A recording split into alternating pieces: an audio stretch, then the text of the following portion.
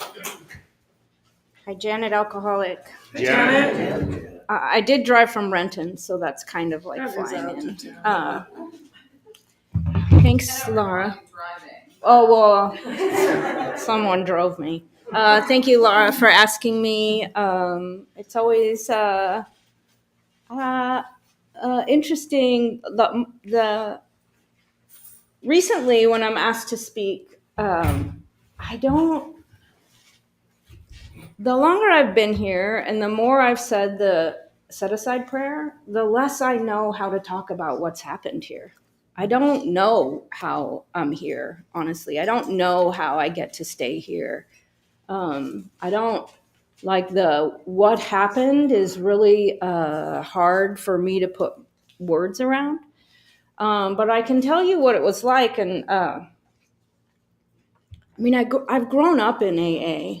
So to do the setup, right, I have a home group. It's Renton Friday night. We meet 6:30 on Friday nights in Renton. You could put that together by the name. We made it easy for y'all. We have a great meeting. We have childcare. We're a big book focused meeting. Come through, please. I am, we call it the snack daddy. I bring donuts and cookies that I make with my own hands. I have a sponsor. Her name is Erica M. She lives in Cedar Rapids, Iowa. She's been my sponsor. I meet with her every week since 2017. I have a sobriety date, which is 12/28/2011, which means next week I'll have 13 years. And I've had 13 years one time before, but I'm really hoping that I make it to next December because I really want a coin that says XIV because that's what I am, right? I'm an XIV.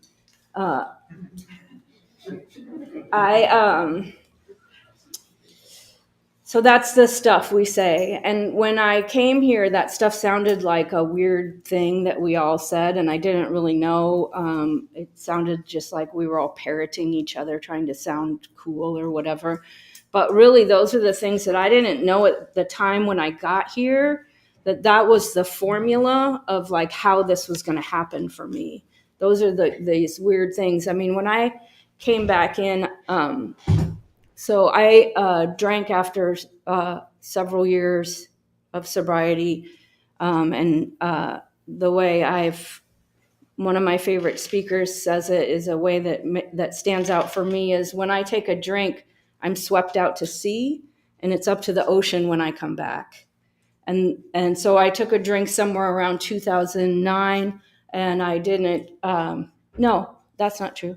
2006, didn't come back till 2011, in December 28th, which no one would pick that date. That's how I know I didn't pick that date. So I drank after several years because my husband passed away of a drug overdose when he was 43 years old. We had two children together. We had met in AA. He was the love of my life. And he had a recurrence of use, and he died in a hotel room by himself. And I was secretly drinking. No one knew I was drinking. That man died thinking that he was the problem in our family, when actually I was secretly drinking and not telling anyone. But I had all these thoughts come through my mind when the coroner was telling me that they found him in a hotel room. And one of those thoughts was, this was the perfect reason. And I heard it in the midst of all these other thoughts and my kids crying and like my life exploding. I heard that. And I think of it like a rabbit crossing a road, like boing, boing. And I followed that thought, right? And there's a lot of examples in our big book of suddenly the thought came that if I mixed whiskey with milk, it wouldn't hurt me, right? And when you read that story, a lot of people go like, ugh, whiskey and milk. But it makes perfect sense to me, right? Like my wife won't leave me. I won't end up in the insane asylum. I won't lose my business. The reason why those things have happened to me before is because my stomach wasn't full enough. If I just load my stomach up first, the whiskey won't hurt me. And that's how this sounded. Like, this is the perfect reason. Despite, like, I have this decades of drug use and alcohol use, wanting to quit and not being able to quit, praying that God would relieve my alcoholism and drinking that day. I have decades of experience like that. So my husband passed, my mind explodes. I have the thought I should drink, and I start drinking, and I have kids, and I have a house, and when they say that alcohol is progressive, whether you drink or not, that still is true for me. I had a real experience of that when I got sober the first time in 1991. This was the scene. I was by myself in a bathroom with all the water on, crying, bleeding. Someone's on the other side of the door mad at me. And in 2008, maybe about 5 weeks after I start, I'm in a bathroom, all the water's on, I'm crying. Someone's mad at me on the other side of the door, and the people that are mad at me are my children. And it just goes downhill real quickly. And I can kind of try to keep it together for a while, and it just doesn't stay together. And so I do what I do when things get really bad. And I remember this day, Bill W., with all his beautiful poetic words, describes the first step experience like no words can describe this feeling, right? And I had never been more sad. I was in a really yucky apartment on a really yucky part of town with a really yucky person next to me. We both hated each other, but we were both connected to each other because I got to have someone with me. So we didn't like each other. I didn't know where my kids were. And I couldn't stop crying. And the dude told me, he was like, "Do you know that you cry in your sleep?" And I didn't know that I cried in my sleep, but it didn't surprise me. And I really wanted to stop. I really wanted things to stop. I wanted people not to be mad at me. I wanted to know where my kids were. I wanted to be proud of myself or feel good again. And what was happening is the infrastructure of my body was failing. Like, I couldn't keep it in. It all wanted to come out. And so I would drink and hold it in and keep my teeth gritted and just drink to drink. And I burned a hole in my throat. I had pancreatitis. I had bladder, everything was bad. My mom sent me a check or an invoice for $400,000 and unfriended me on Facebook. My kids were who knows where. My heart was just broken 8 ways to Sunday. And so I have the idea I'm going to go back to AA because that's where I go when my life hits the skids. I go back to AA, and so I come back to AA, and I want to do it, and I want to be here with you, and I come to meetings like this, and we say a prayer at the beginning, and I mean it with every fiber in my being. I mean it, and I want this to be lifted. I want to feel a surrender. And I don't know about y'all, but I have never done a first step. A first step has always been done to me. I am surrendered. I am the object of that sentence, not the doer. And so, I'm wanting it. I want it to happen. And I'm saying the prayer at the beginning of the meeting, and I'm saying the prayer at the end of the meeting. And I would go to great lengths to get to these meetings. I would drive the car. I lived in Kitsap and Bainbridge at the time. I drove the car to the ferry. I got on the ferry. I paid to park there, paid to get on the ferry, ride the ferries. Some AA friend would pick me up over there. We'd go to coffee and a meeting or something. And I meant it, and I prayed with y'all, and I would go home, get back on the ferry, take the ferry over, get back in my car, drive my car to the corner store, buy a bottle and a bag, and say, isn't it going to be great when I get sober tomorrow? And I did that for a while. And I lied about time. And I remember, so my friend Carrie over there, I've known her since 1991. I don't know what that is. 1989, maybe, do the math, whatever that is. A pretty long time. And everyone I know, everyone I love is in AA. All my friends are in AA. Every person that I care about is affiliated with AA. I have my family, I call them my biological family. None of them are in AA. I don't know if they qualify or not, but they don't go. I'm the only one in my family that is a person in recovery. And I call AA my logical family. And so Carrie's part of my logical family and has been forever. And I remember going out to dinner with Carrie, and we're messaging the next day, and I'm like, that was so fun. And she's like, yeah, it's too bad you were so high. And I'm like, I was indignant. I'm like, how dare you? And I'm like, and then I kind of like, oh yeah, okay, you're right. It's too bad I'm always so high. And I'm like, but how did you know? And she's like, well, sober people don't scratch their face with both hands. I'm like, that is true. But like that kind of stuff just happened to me over and over and over. Like I would lie about time. I would say that I, had this many days and take a coin and didn't. And, sometimes I'd tell the truth and I'd say I didn't have any time, or, sometimes I would be using drugs and alcohol in the bathroom at the meeting. And sometimes I thought, like, if I covered my mouth like this, you guys wouldn't know that I had drinks that day. And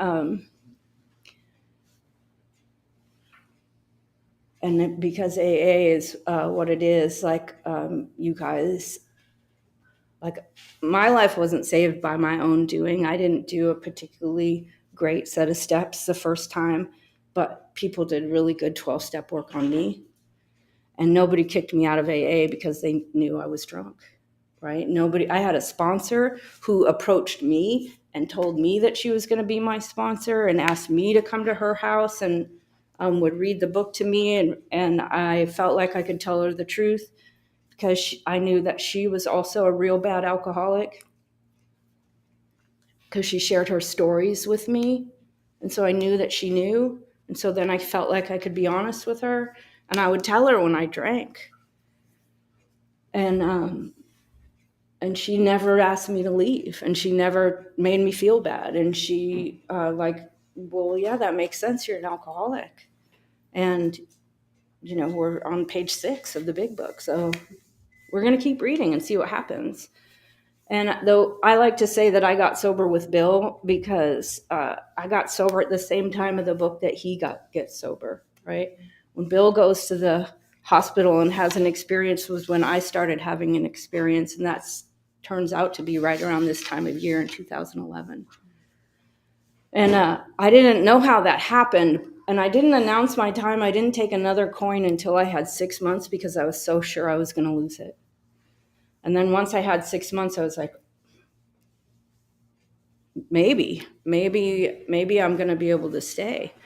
And as soon as I got to the opportunity to sponsor people, I got a lot of them. I've never had less than 10 sponsees. And I'm not saying that because I'm a particularly virtuous person, because I assure you I am not. It is because God knows what I need to stay sober. And so God just keeps filling the hopper with people to put in there, because I need to be in that book all the time. And so I would just read in the book. I don't know what I'm doing. I like, these words seem strange to me sometimes. And my sponsor now says that we know that that's a mystical text. And the way you know a mystical text is because it's different every time you read it. It changes as the reader changes.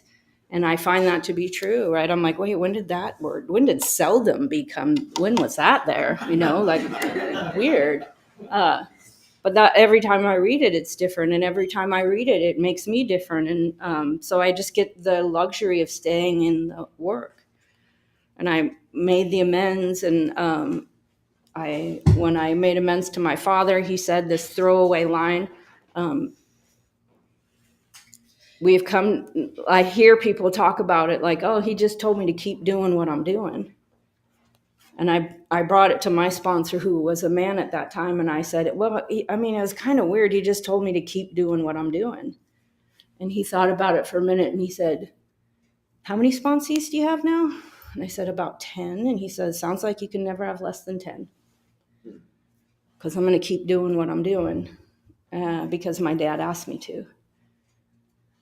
So I just stay in it. And stuff starts changing, right? Like I start being able to like pay my bills. I start being able to like earn a little bit of trust back from my kids. I start having employment success and cool opportunities happen at work. And, the promises that sometimes are like earthly, right, start happening. And I meet a guy in AA, and he's super charismatic and really funny, and also sponsored a lot of people, and was called on in every meeting, and sponsored a lot of people in AA. And we were together for 5 years. 3 of those years were super rough, and we broke up every other weekend. But the last 2 years, we were together pretty solidly, and we lived in the same apartment. We lived together. And it's weird. This is why I get asked to speak a lot, is because my story is weird in this way.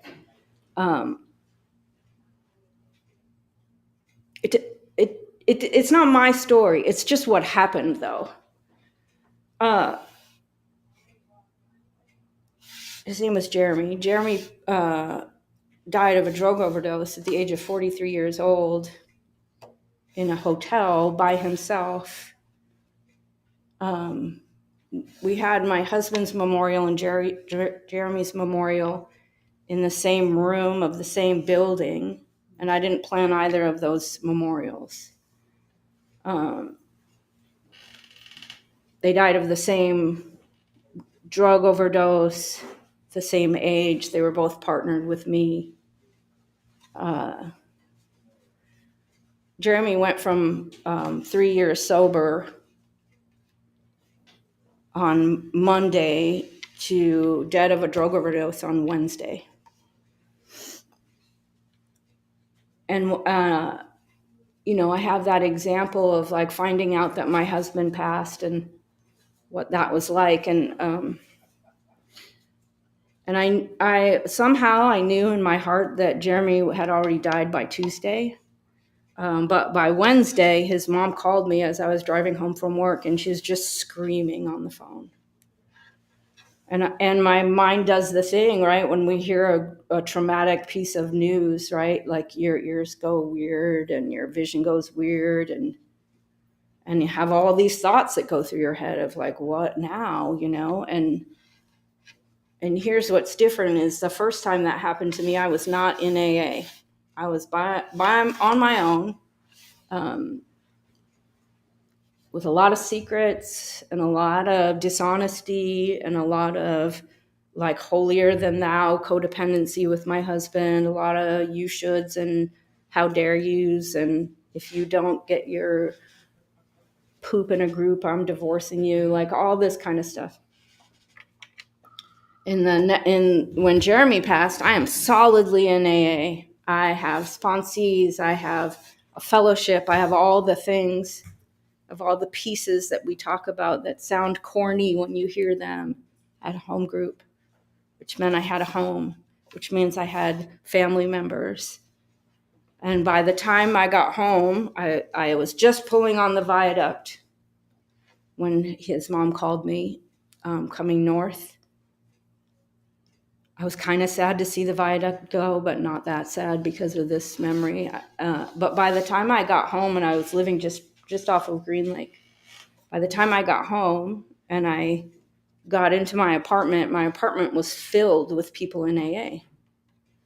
And that day, like everyone in AA, it felt like was at my house at some point. And they, like, the fellowship just filled in every gap in my life, just like filled my refrigerator. They filled my time. I had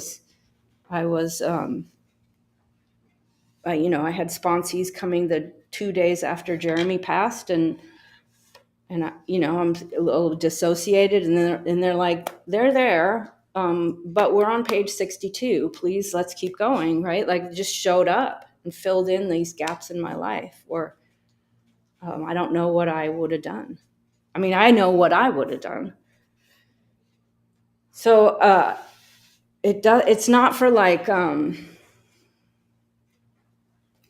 6 months probably that I realized that when Jeremy passed, I had not thought about a drink. I had not thought about a drink. I didn't, the thought, the suddenliness never bounced by. That thought never came through my head. Like it was removed.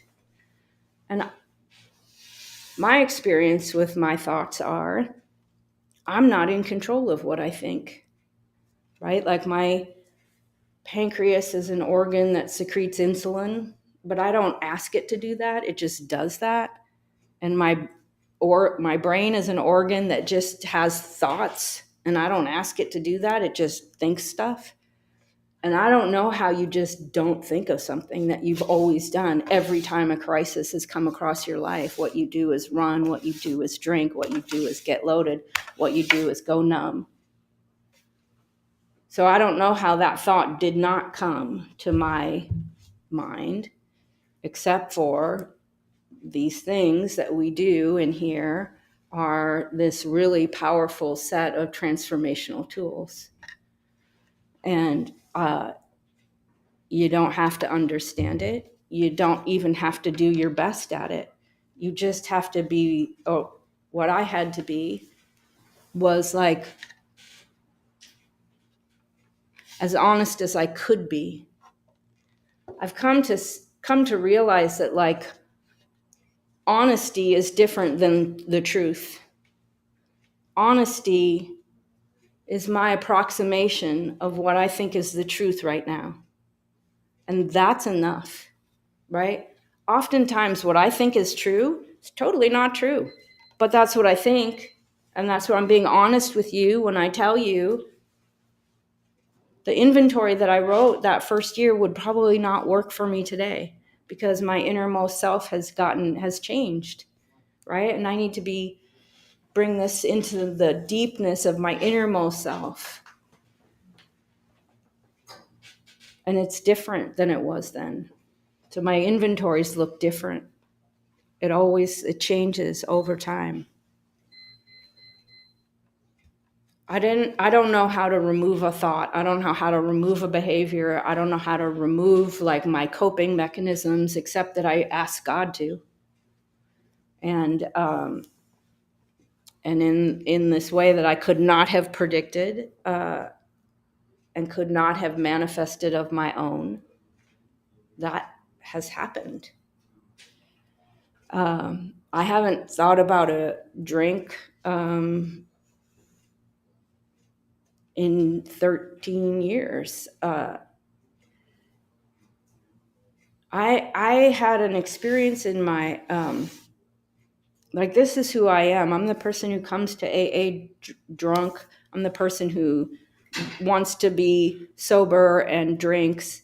And I'm the person who, like, my life had gotten so terrible and I really wanted to be sober again in probably like August of 2011. I was pouring out a bottle of vodka because I didn't want to drink anymore. I wanted my kids back. I wanted my family back. I wanted my dignity back. I didn't want to drink anymore. And so, those big plastic handle, and I'm drinking from the bottle as I'm pouring it out. because both are true, right? I want to quit and I don't want to quit.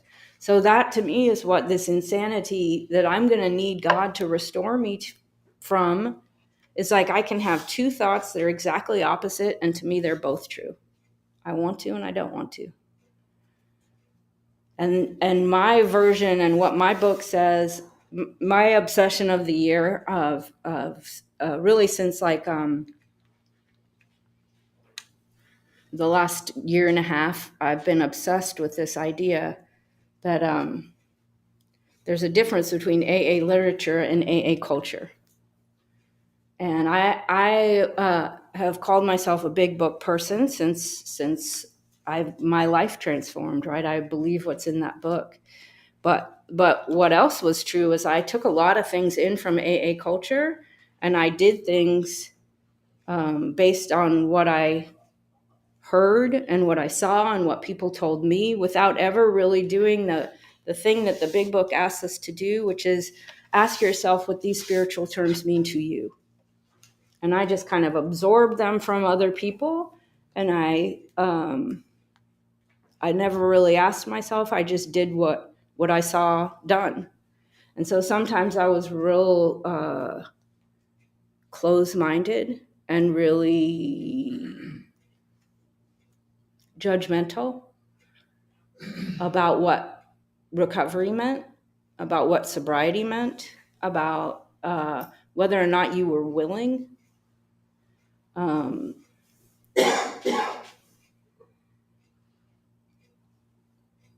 I grew up in an AA that there was a period where we said things like that antidepressants weren't sobriety. There was a time where a fifth step was a really brutal experience where someone would essentially like break you down like you were at boot camp about how selfish and dishonest and self-centered you were. And there was a time when I believed and taught that a fifth step was reading your inventory. And that's all this stuff that came in from AA culture that's not actually in the book. What it says about sobriety in the book is that it's a seething cauldron of debate. So that's still true, right? To me, what's important to me now is like, what does recovery mean to you? If that's a spiritual term, and the book's order is, what do these spiritual terms mean to you? Ask yourself what these terms mean to you. And so I've had examples of like, I had a person ask me to sponsor them, and they had been fired by two other sponsors because they were taking Suboxone. And their sponsor said that wasn't sobriety. And she asked me to sponsor her, and I said, well, I don't really have an opinion about that. Let's just read the book and see what happens. And we read the book, and she had these really transformational experiences. She has still to this day my favorite amends story ever happened to this person. Profound experience. And we're reading about step 10 and a practice of prayer and meditation, and we've been together for about 8 months by then or so. And she's like, I forgot to tell you, it keeps slipping my mind. I weaned myself off Suboxone like 6 months ago, right? Because it was never an issue. It wasn't my spiritual term, it's her spiritual term. And what that meant to her is like, if you tell me I have to quit, I might not be able to, but if it's my idea, I might be able to. And so it just wasn't a topic. It was her experience, her choice, and she got to have it. And, I just have like, I want to be open-minded. I want to do what's in the book, not what people say about what's in the book. I pay special attention to those words. And that, what I think, and sort of my champion